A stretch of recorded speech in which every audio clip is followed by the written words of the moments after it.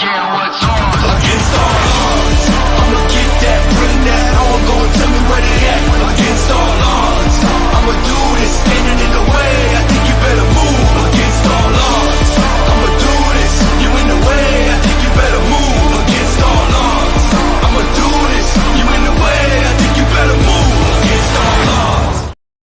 Hi everybody, welcome to Defying the Odds, and I'm your host, Higgy. How's everybody doing tonight? Defying the Odds is my attempt to create a ripple effect of positivity, hope, and inspiration in our recovery community. I showcase these testimonies of people that have decided to step out of the shadows and share their message of hope with others so that someone can draw strength, hope, and inspiration from them as well. If you're catching us live, the live button will be right there. Drop a hashtag live. If that button is not there, you're catching a replay, drop a hashtag replay. Everyone, please check in. Let us know where you're watching from. Defying the Odds is a product of No More Heroin 501c3 nonprofit. It's my nonprofit. All proceeds from streaming go directly into my No More Heroin account, which provides sober living scholarships, hygiene, work clothes, shoes, things of that nature for people coming out of treatment into sober living in our home community. This episode is sponsored by my employer, Grace Recovery and Wellness in Anderson, Indiana. So thank you, Grace Recovery and Wellness, for affording me the opportunity and the space to do this live feed. Tonight I have a great guest. My buddy Matt Traver is the president of Never Give Up in Wisconsin. It's a nonprofit as well. I'm going to bring Matt in. We're gonna. Hey, buddy, how are you? Yeah, how you doing, man? Thanks for having me, bro. I like that shirt. Yeah. It's bridge the gap. Yeah, brings us back to how we met, you know. Absolutely. You are one of a handful of people that have seen me at my absolute worst. When I came to Wisconsin to detox 430 some days ago at this point. Yeah. So you were in rough shape, man. Yeah. Fuck. Yeah. I'm just one of those guys. When I fall off, I go hard. Yeah, we all do, man. We don't fuck around. We're bad at moderation. we push our chips all the way in. Moderation. What is that? Yeah, I don't know. It's just something someone keeps telling me to. Yeah. Everyone, if you would please share this out into your recovery groups. We're streaming live to my YouTube channel, Defying the Odds with Higgy. We're streaming to Higgy 2.0 and Defying the Odds, the page. It's a brand new page, so this is one of the first streams to it. So if you would give us a like and a follow on all those pages, and subscribe to the YouTube channel. Good things are coming, man. There's more quality guests like Matt. Matt's been a really consistent example of recovery in my life since we met at the Bridge the Gap event 3 years ago at this point, and when I was in Wisconsin for that period of time to detox and get my life together. Again, you were there. Yeah, you're a consistent role model, and I truly appreciate that. Yeah, man. One thing I've always appreciated about you is like, when we first met, I didn't really think we had a lot in common. And then as I got to know you, because you lost your friend Matt and I lost my friend Dave, it came to me, I came to the realization that you probably more than most people I interact with know exactly what I'm going through, because you guys started something together and then you lost him along the way. And then Dave and I started the Never Give Up thing. Well, he started it. I was just there right away, and then just to the grieving process and the things we've lost along the way, and they say in recovery, the ties that bind, and we've always had that thing that tied our recovery together. You know what I mean? Absolutely. Grief is an odd companion to have in life. Yeah. Because it's something that never really goes away, and you find different ways to deal with it, especially when the loss is sudden, it's tragic, it's jarring, and that sense of loss is so prevalent. How are you dealing with those feelings today? How long has it been since Dave passed away? He passed away February 19th of 2021, and it was right when like Never Give Up was like, you know, becoming a real force, you know, of recovery and a resource for people. You know, and I'll tell you what, man, like the first day, I just remember like I didn't want to use drugs, but I wanted to be numb to what I was feeling, you know. And then like with the social media aspect of it, it was overwhelming because we started this group and, you know, all these people wanted to know what happened. And I didn't even know what happened. You know what I mean? Yes. But in that same regard, when I wanted to throw in the towel and like legitimately just give up and like disconnect from all of it, all those people reaching out and asking what happened and showing their support, it's actually what kept me going. You know what I mean? And like his passing and, you know, the Never Give Up platform gave me like a real sense of purpose, you know, and like, it just you know, and it doesn't get easier, you know, like time heals all. I don't believe that to be true. Like it's just not as bad, you know, like whenever something goes well or we make a new, you know, some progress with the NGU platform or the nonprofit, he's the first person I want to call, and I just can't, you know. So you know, some days are better than others, but I still grieve every day, you know what I mean? Like I'm the same way. I got lost in a hole for a while because, you know, there were so many plans we had made, and we had rode together through the thick and thin, you know, of our recovery, and we had never used together. We had relapsed in different time frames until the very end, and then it was really got really bad, really ugly, and I have a lot of guilt and shame over that as well. Yeah. And something I had to work through with thank God for this program of recovery, because there's so many principles that we can use in dealing with grief as well. You know, it seems so cliche to say no matter what, but no matter what, we do not have to pick up. We don't have to numb ourselves. You know, there's going to be painful things in our life, you know, no matter what. We don't have to use over it. What are some of the principles that you've used to help navigate your grief? You know, like initially, you know, like when all that happened, and even today when I grieve something, you know, because like as we progress through recovery, Pastor Pat. What's up, Pastor P? How you doing? You know, but like, What's up, Mark? You know, I just you know, like no matter what's going on, whether it was Dave or someone more recent, like my Aunt Sarah, the lady who inspired me to do my shoe thing or whatever, or the reason why I do the shoe thing, she passed away too. And you know what, and I was very sad, and I was very, you know, there was a legitimate state of grief because she was such a huge part of my life. Are these the two people you're talking about? That's Dave and that's Jen. She just made that sign for me and for Dave when we were just starting out, you know, and that was like that moment right there was the first time me and Dave realized we were on to something.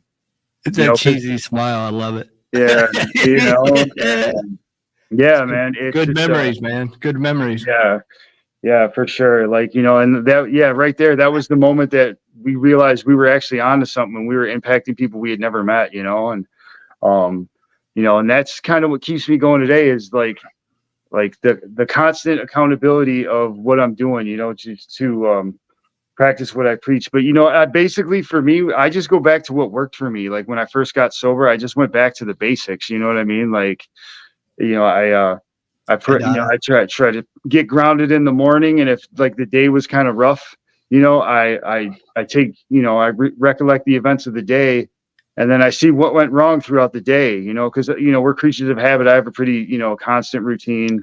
You know, I wake up, I do my things in the morning, and then I either head to the gym, unless, you know, it depends if I'm working that day. And if something threw me off whack, you know, I just go back and see what went wrong out the day, and I try to identify it. And so I don't repeat it the next day, because we all know, man, like one day can turn into two, and you know what I mean? And it's so easy to slip back into old patterns. Absolutely. And, you know, if I don't do those things, I can definitely feel a difference in my spiritual fitness, you know? Yes, sir. One tool that I used in overcoming grief was gratitude. You know, it sounds corny to say, but I seen a meme on Facebook. It was a relationship quote. So it said, don't be sad that it's over. Be grateful that it happened.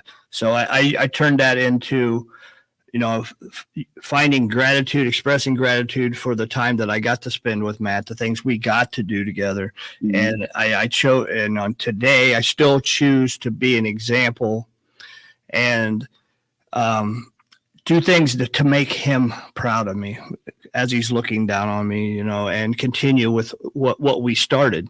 And I'm only here because of the love and support, like you said, of other people that gave me love and support and allowed me to vent. But I'm also, I'm just grateful for the time we had together, and I hope to keep being that example that you can do hard things. You can overcome these hard things, and you don't have to hurt yourself. You don't have to, self-sabotage yourself into, chaos like I'm so prone to doing. Is that something that it's relatable for you as well? Absolutely, man. Like I, cause like for me, I look at it, cause I've seen a lot of people do this as well. When someone passes or overdoses, the first thing they'll do like is go use dope, or, you know what I mean? They'll go drink or whatever it is to like numb the pain.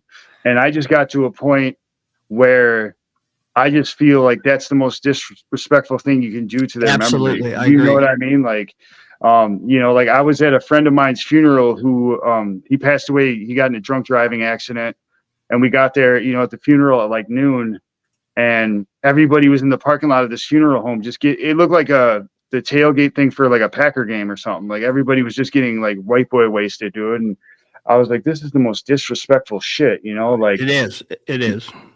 Especially like when we do things like what we're doing and, we started something great with these people. Like the worst thing I could do would be to like, use dope or whatever. Cause it would just, it's just not for me, like That's no way to honor the memory of our people for sure. But, I try to be the best version of myself every day. Sometimes I fall short. Sometimes I live up to the billing or whatever, but like, it's okay. And that's another thing I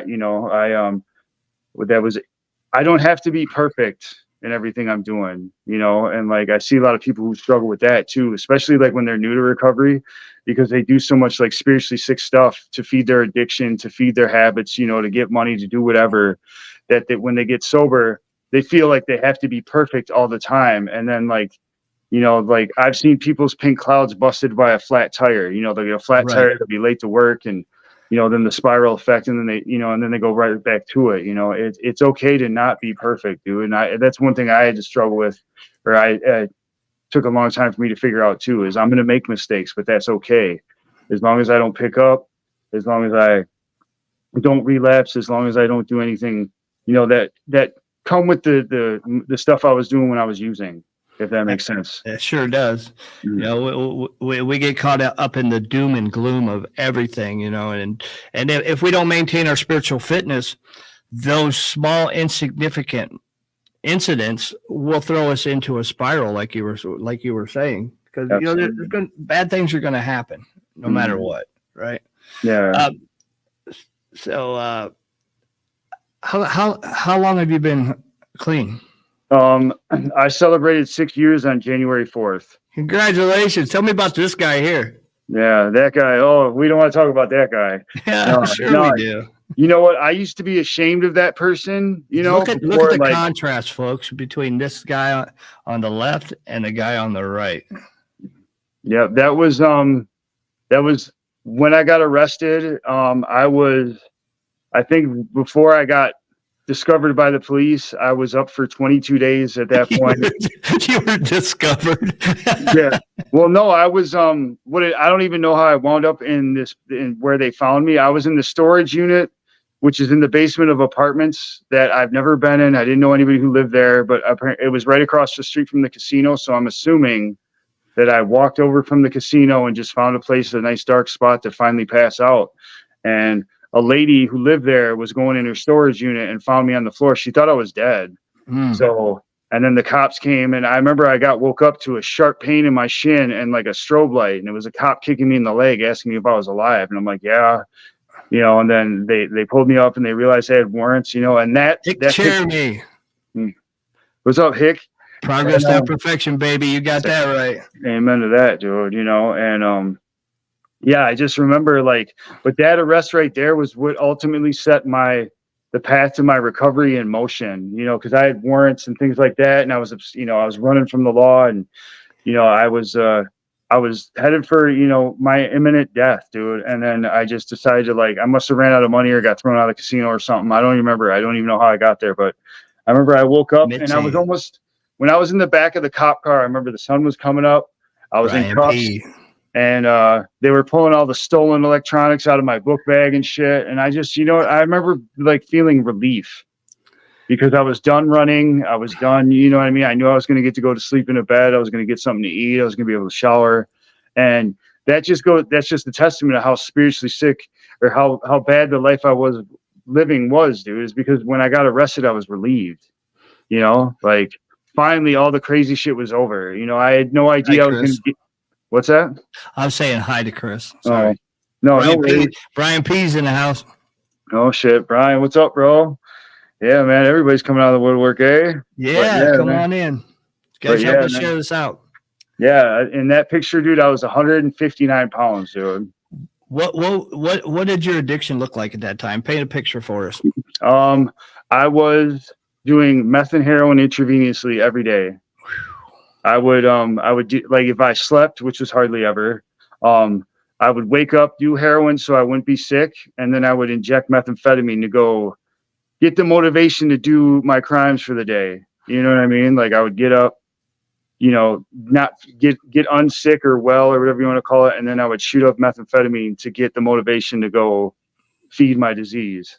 Yeah, and that vicious cycle, right? Dude, it was awful. It was like someone who trains for the Olympics, but the opposite of that. Like, you know what I mean? Like how I go to the gym, that was my like methamphetamine. You know, like when I have an energy drink, that was my heroin. You know what I mean? Like, it was just like all the things I did just to be able to get out of bed and just feel normal, even though I spent my whole life slowly committing suicide. And at that point, I was using intravenous drugs for about 10 years, but I was doing meth and heroin on and off for 20 years at that point. What were some of the consequences of your using? I was disowned by my family. My kid wouldn't talk to me. My mom would answer the phone periodically. And it was very hard for her, you know, which I understand. My criminal record was getting bigger by the day.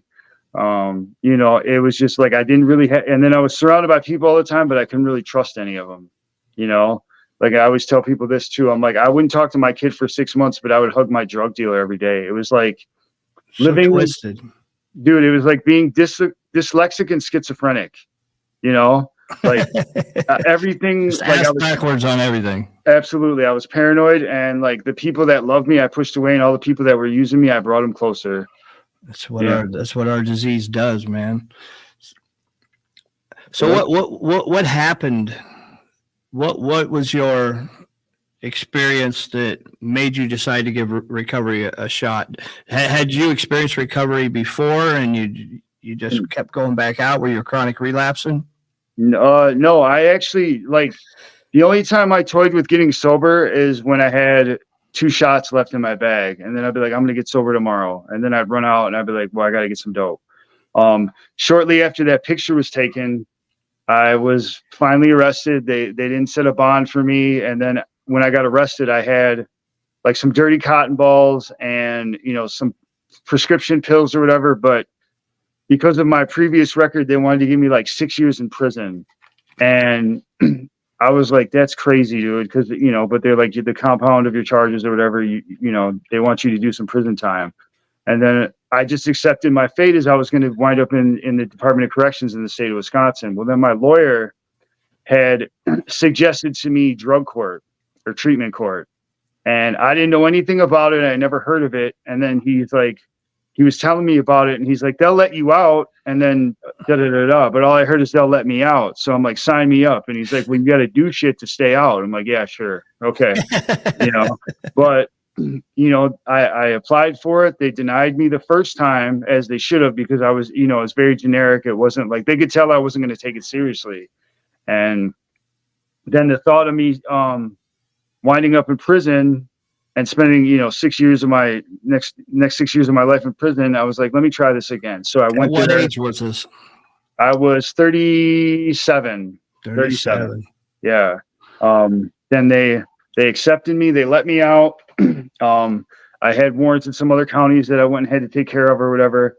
And then while they let me out finally for all the warrants that I cleared up in Wisconsin. And then on my way back up to Wisconsin, I stopped and saw some people.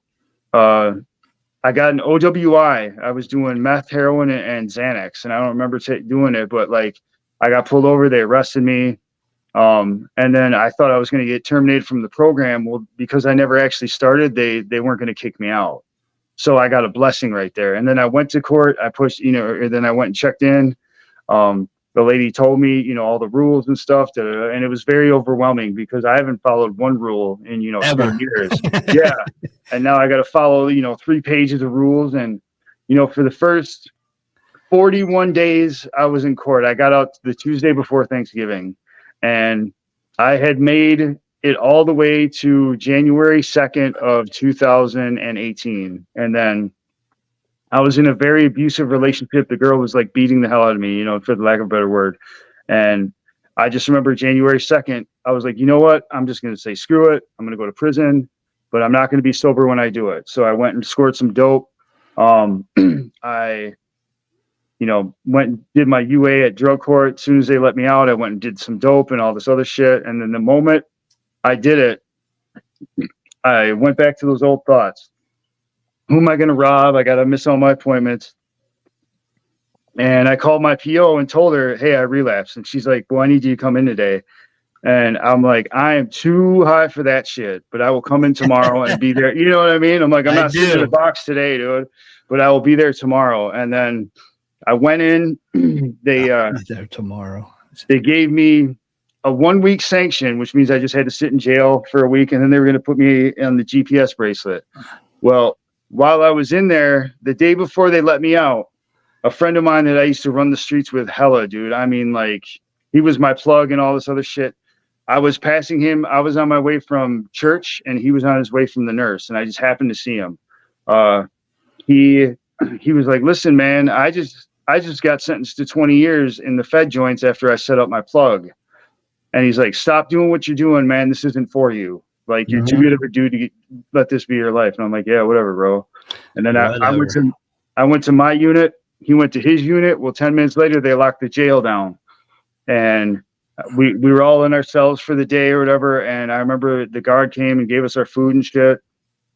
And I go, what happened? And then the guy that I saw, his name was Chris McConney. They said McConney over in Charlie hung himself. And wow. And I'm like, and I'm looking, bro, and I'm looking at my little raggedy tray, dude. And I'm, jail's got that smell, and I'm listening to everybody bang on their doors because they want to get out. And I just like, and I look around, dude, and I'm like, looking at the beige walls and shit. And I'm like, dude, my story cannot end this way, dude. It's just not going to. And so they let me out on the GPS bracelet, and I went to this meeting, first meeting out. And I remember like thinking about having to call my mom and, my son and let everybody know that I let him down again. They already knew, but like, just the guilt and the shame and everything I was experiencing was so overwhelming, dude, that while I was at this meeting, I started calling my plug. I'm like, dude, I just want heroin. I want everything you got. I got like $500. Just give me like a nice variety bag. And he actually went to this place where I was at a recovery meeting, met me in the parking lot. And when I went to get up to go meet him, this old lady, I talk about her all the time. She like, we were in the middle of a meeting, so she pointed and told me to sit down. So I'm like, yes, ma'am, and she was asking about like where I've been, and I told her I fell off, and dude, she gave me like this hug, bro, like, and it was the first time like I felt like a loving hug, dude, in so long, bro. Like that love, that hug saved my life, dude. And like after that, it just took her believing in me, because she's like, you're gonna be okay if you just keep coming back. And for the first time, I believed someone. You know what I mean? It's that believed in me. And like after that, like I was all in, man. I started, working harder. I started taking my recovery seriously, because I would go to meetings and not say a word. I would just hand them my papers at the end of the meeting to get them signed and shit. Sure. And I started talking about my feelings. I started addressing things, and I started going backwards in my lifeline and realizing why I started using drugs and alcohol in the first place, because like And I, realized that the main reason I was doing what I was doing is because I had unaddressed trauma from sexual abuse as a kid. Absolutely. And, Relatable. And then once I started talking about that out loud, it wasn't like sitting in here, like suffocating me. It was already out. And then I realized it wasn't like, and that's another reason why like the step work process was so crucial for me, is because I realized like my role in things, whether things that had happened to me or a majority of the time were things I had made happen, and I was able to like let go of that guilt of being molested, because there's a stigma when you're a dude, you can't talk about things and da-da-da-da. Right. Yeah. And it was just like, and then I was living at sober living at the time, and I became president of the house. And, that really helped raise my level of recovery up, because I was holding others accountable, and I started like really just killing it in drug court. And, and like, I went all in, I pushed my chips all the way to the table. You know what I'm saying? And tell us about your drug court experience. How did that help you? You know what I mean? Cause like when you look super healthy in this picture here, and just extremely, you look happy and grateful. Oh man, that was like one of the best days, dude.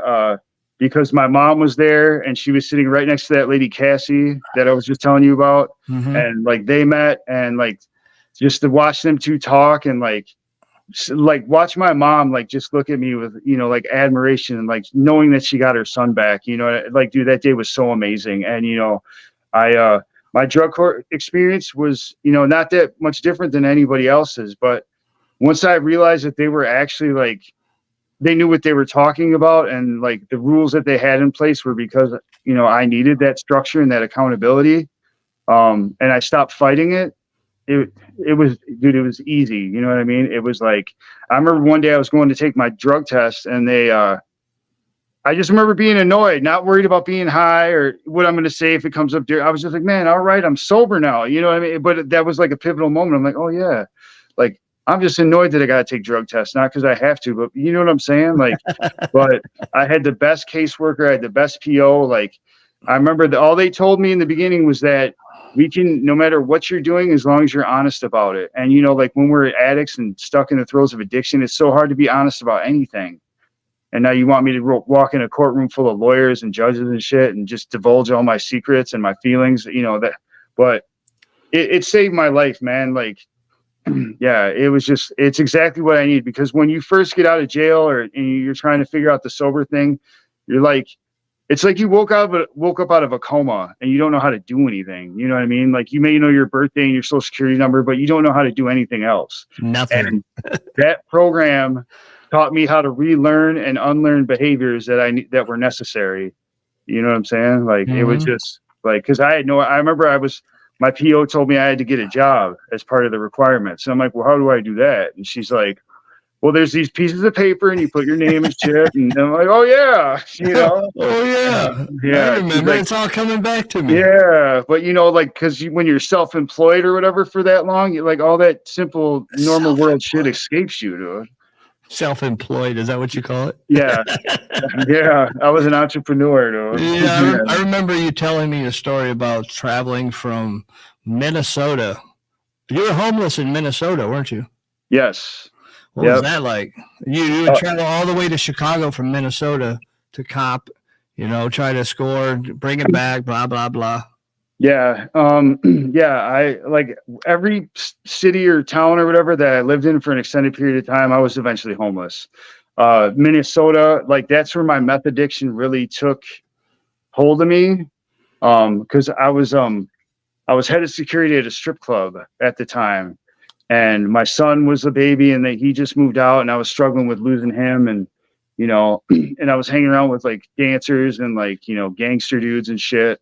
And I just remember I was doing coke all the time, but like it wasn't enough. And then I was given a bag of methamphetamine accidentally by the guy I got my coke from. And then after that, it was like, hi, Steffi.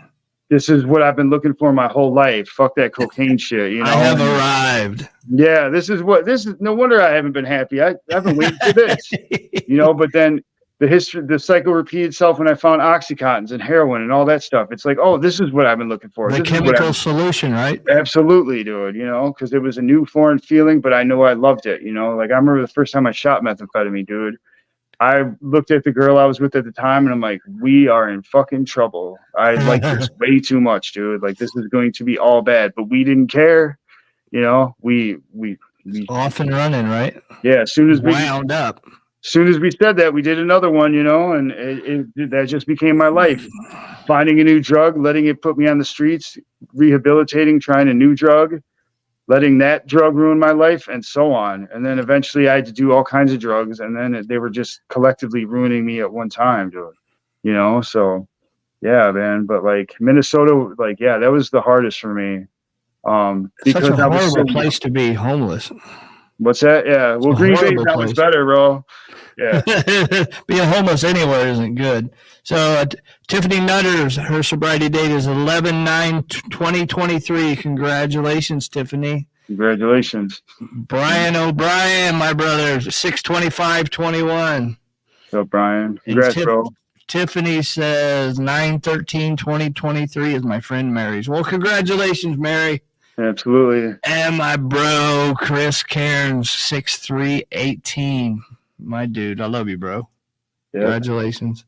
Awesome. Yeah, I love seeing people celebrate, you know, extensive clean time, you know, because like it gives me hope, and I know that other people are figuring it out. You know what I mean? Because sometimes, you know, because when you, and I know you can verify what I'm saying or validate what I'm saying. Like the longer you get in recovery, the more you lose people. Oh gosh, it gets to a point where it's so defeating, you know, because like you try to be there for people while it's sustaining your own recovery, and you know, we're human beings. It's going to take a toll on you no matter what. Like it seems like you just hear about one and you go to the service, and then here comes another one. Yes, you know, like, and I remember, dude, like just when you left Wisconsin and came back, bro, you know, like. And everybody found out that you went down in Florida and did what you did or whatever, just like the concern. And I was like, right. Oh man, you know, like, and just like the anxiety in it. Yeah. And I was only gone 30 days and I overdosed 3 times, was in the hospital 4 times, and just, I couldn't get out of there fast enough. Yeah. Yeah. Well, I'm glad you made it through, man. You know, man, me too. Yeah, like because I'm grateful for the love and support you guys gave me up in Wisconsin, because I needed that. You know, I needed to just be and just unplug from everything. And yeah, Steffi says I aged 5 years during that time. For those that don't know, Steffi, I called Steffi when I was. Right, I was in the throes of it, and I said, "Wait, can you come get me?" And she was on a plane within a couple of days and came down and drove me from Florida to Wisconsin. That's the value of having support, a support network, loving people in your life, people that love you no matter what. So I love you for that, Steph. Absolutely, man. Like, you know, and you know, and like I, you know, because my. What led me to Green Bay was, you know, I was in Wisconsin. I had a meth lab that I kind of beat the case, but I got sentenced to a little bit of time. And then like when I was done with that, I could have either went to Florida or I could have went to Green Bay. And I always look at it as like my higher power guiding me to Green Bay, you know, because who in their right mind picks Green Bay over Florida? You know what I'm saying? Absolutely. I get that. That's where I found my recovery, and that's what saved my life. And I really feel like it was the path I was supposed to be on. Like I didn't figure it out right away, but eventually it led me to the rooms of recovery, which ultimately saved my life. And I'm always grateful. I don't like the Packers, bro, but I was going to say something about that. Yeah. Who's your team? The Vikings, the Minnesota Vikings. I know that. Yeah, but yeah, I'll always be in debt and love the city of Green Bay and all the people in it that showed me unconditional love when I felt unlovable, man. You know, it was just absolutely. There's some people with some heavy duty recovery, some significant clean time that impacted my life and your life as well. Brian Perokovich is one of them. Oh yeah, I love Brian, dude. Every time I talk to that guy, he's dropping some kind of mic drop knowledge on me, dude. And I won't even call. Yeah. And I won't even call him about like recovery shit, but it always winds up, you know, going that way. But I'm grateful it does, man. You know, it's like people like Brian, you know, like people like Steffi, people like Amanda, you know what I mean? Because I remember when I first started talking to Amanda, dude, and before Bridge the Gap, and I was like, I don't know, you know, and I was unsure about a lot of stuff. I don't know. Like, what's that? You're saying I don't know. No, well, you know, because I was still getting over Dave. and I was, I didn't have very much confidence in what I was doing because I was just named the president of Never Give Up, and I don't know what the fuck I'm doing. You know what I mean? I was just like, but like people like Amanda, people like Jen from PRC, that like said the right thing at the right times, and like I'm truly grateful for the people I do keep in my circle, even though it's super small, man. Like without them, I'd be nothing. It takes a village to raise a child, but it takes a fellowship to, recover an addict, dude. And I'm truly grateful for the fellowship and the community. People. Absolutely. And like, yeah, man. Like, but it's like, but when it comes to grief, dude, it doesn't get easier. It doesn't hurt as much, Yeah.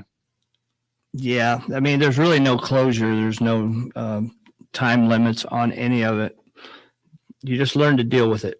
Absolutely. But yeah, but you deal with it in like a responsible, constructive, safe space, like, and that's one thing I am grateful for, man, is like Dave left. I lost my best friend, but he left me like this giant community of people, you know what I mean, to check up on me.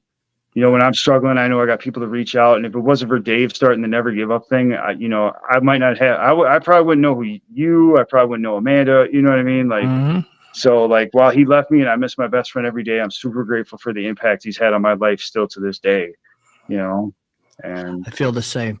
What tell us about Never Give Up?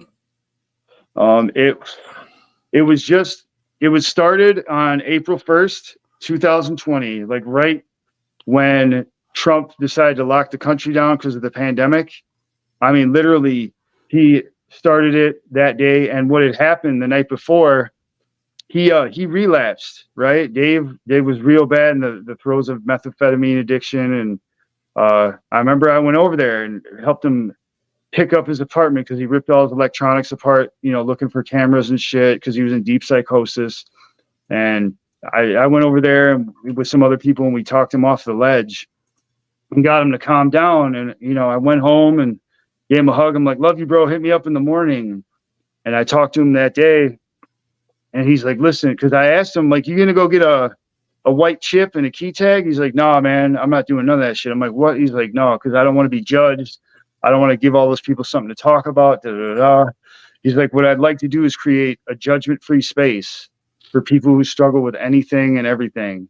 And I went to work that day, and by the time I got off work, 8 hours later, that's exactly what he did. And, like, because he knew what he needed in that moment of weakness. You know what I mean? He knew what would help him, and he tried to provide that for other people. And then I think I was like the fourth member or whatever, because I was at work that day. But I'm like, dude, I'm rocking with you, bro. Let's go. And then it was just a Facebook group, and then he told his story, and then I told mine. And then the whole country was locked down, and people would, slowly start joining. People would share their testimonies, but it gave a lot of people a positive outlet in the midst of the pandemic and then the riots and all the craziness of 2020. And then like people that, I don't want to say mattered, but for lack of a better word, like, government people, prison reentry organizations, things like that, reached out to Dave. And they're like, you guys are building up quite a following. You guys should do something, more than just make it a Facebook group. And that's when he got the idea of making it an official 501c3, which it now is. Right now, we're still laying the foundation. We've got the foundation. We got a good board. We got, like the page is pretty much self-sustaining. We do events for people, right now that's all we're doing is like providing unity for the community, in Green Bay, Sheboygan, and the surrounding areas. Like, May 4th, we're having an event. It's unity for the community event, because last year I felt like there was a lot of dissension and a lot of divide in the recovery circles in Green Bay, and I'm just trying to get everyone back together, working under one roof.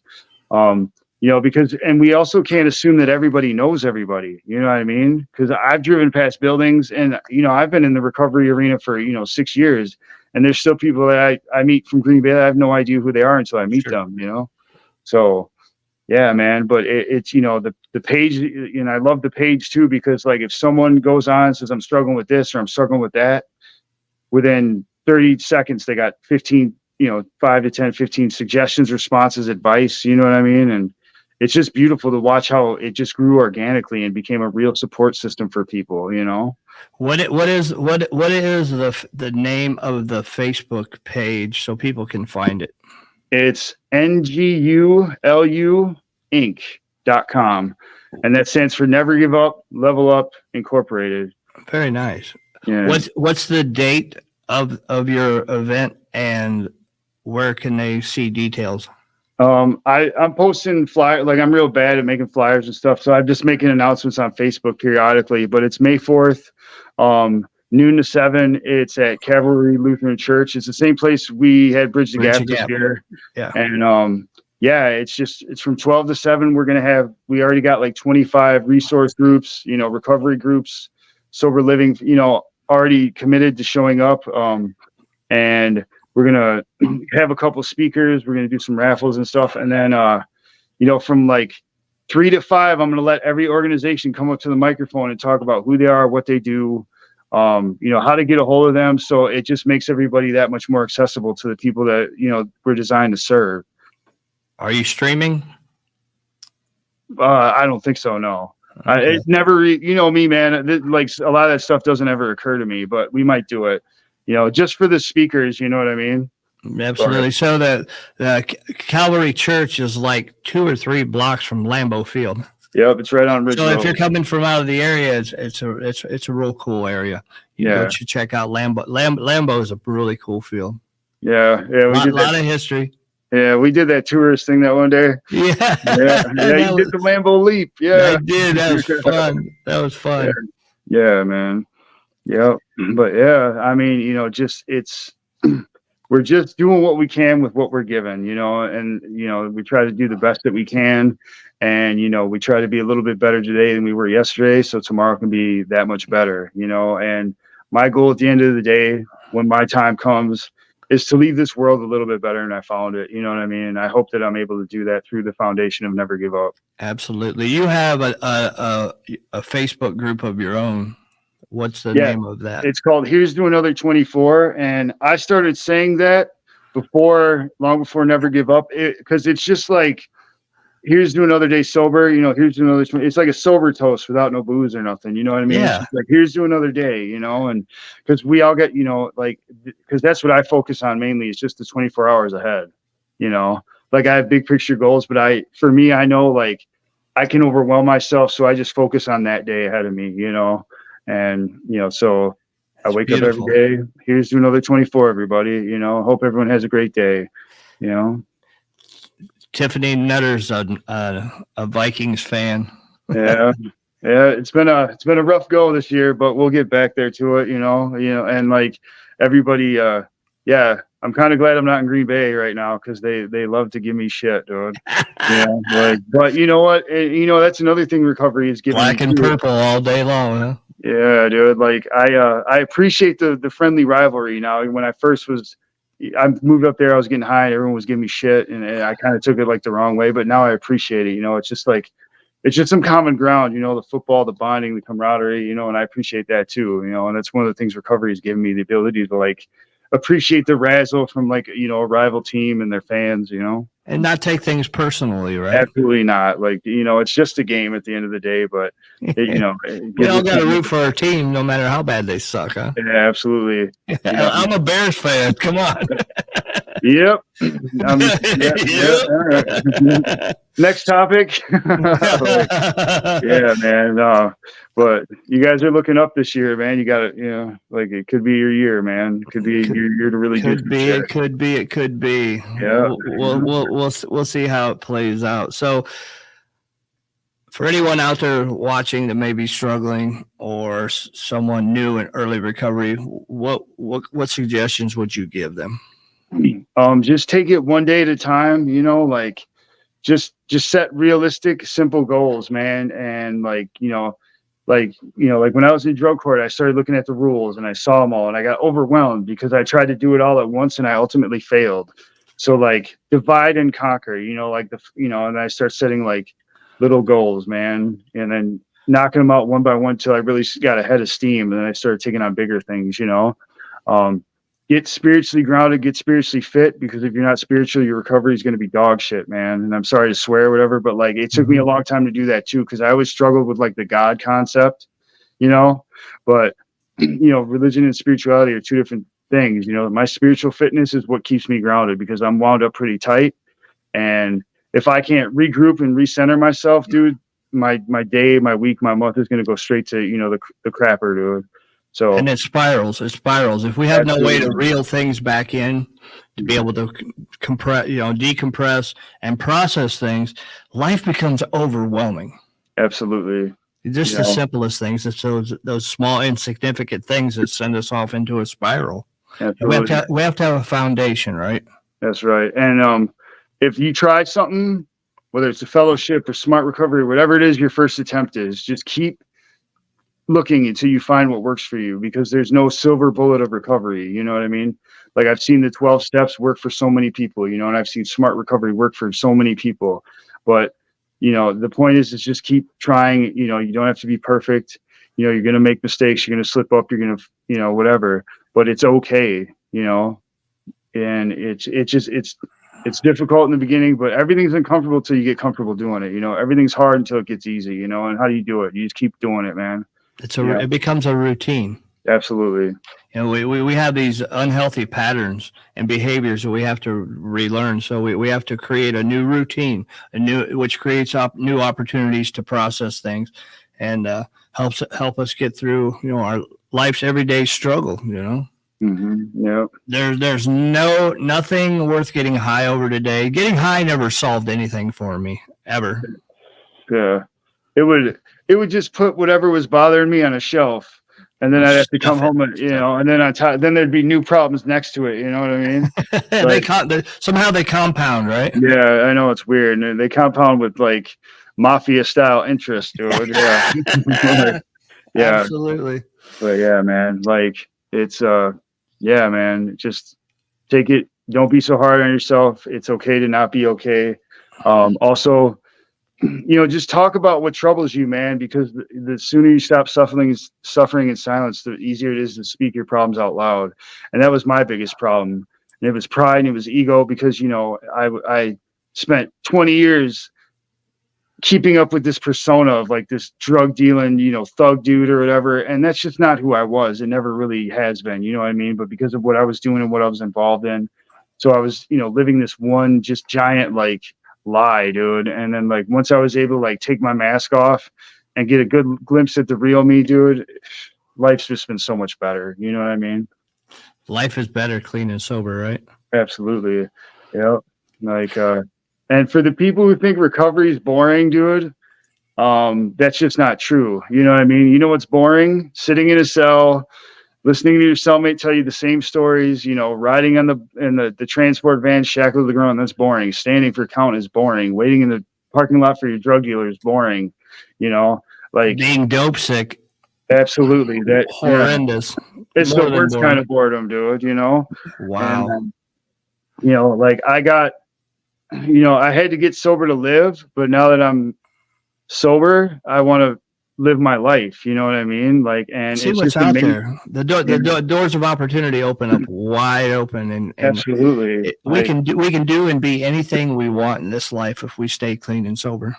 Absolutely. I've got to see so much of the country since I've been sober. Like my recovery's taken me places that years of running dope across country never could do. You know what I mean? Like I remember I went to Indiana, Kentucky in the same day to speak to it. You know what I mean? That's crazy. You know, I went to Indiana with you guys, and that was like, and you know, it was crazy. I was afraid to go. I was terrified because I didn't know any of you guys. And, you know, we always have these like things in our head. I'm like, they're not going to like me. I'm going to sound like an idiot. But you know what? That was one of the best experiences of my life, dude, was Bridge the Gap. And, you know, that's another thing recovery gave to me, dude. You know, my girl now, dude, if it wasn't for recovery, I wouldn't have her. You know what I mean? And it's just like recovery has given me so much, dude, to like not give it back and pay it forward. It's just ridiculous. It's unfathomable to me. You know what I'm saying? From what we considered we deserved, right? Absolutely. Absolutely. And having said all that, you now reside in a new state. Yep. Yep. You're telling me I'm just not used to this weather. I was out doing yard work today. It's February. Yeah, dude, but it's super cool, man. Again, it's just another life experience that I would never got to experience if I was out there using. Absolutely. And I wake up grateful every day. I wake up and I thank God every day. I'm just super grateful, even on the bad days, because I remember I was going, struggling with something, and I just thought to myself, I'm like, you used to pray for these problems, dude. You know what I mean? High class problems, right? Yeah, dude, but I'll take these struggles any day over the ones of like trying to find a couch to sleep on, trying to find a clean needle so I don't get hepatitis. You know what I mean? Like, these problems are okay. There's nothing. Hi, Cheryl. It's good to see you in here. Hey, Cheryl. Yeah, I like Cheryl. She's a sweet lady, man. Her grandson won my shoes. Very nice. So you're out of the shoe business? I don't sell them anymore. I just I give them away once a month still because like it was surplus. It was just like to like go and get more shoes and like try to sell them. It was just taken away from my primary purpose, and it was taking away the joy of it, So I'm still going to do it once a month because I just like passing that feeling on to a kid that works really hard that may not have the means, That's awesome. Give it away to keep it, right? That's right, sir. Well, thank you for jumping on here with me. Absolutely, man. Thank you for having me, bro. Good stuff. Good stuff. Anybody got any questions or comments? We're coming up on the hour. Well, thanks you guys for tuning in, for sharing, for commenting. I hope you guys got something out of this. It's been a pleasure, my friend, Mr. Traver. Thank you again, bro. Appreciate you, man. You guys have a fantastic night, and let's all just keep trudging.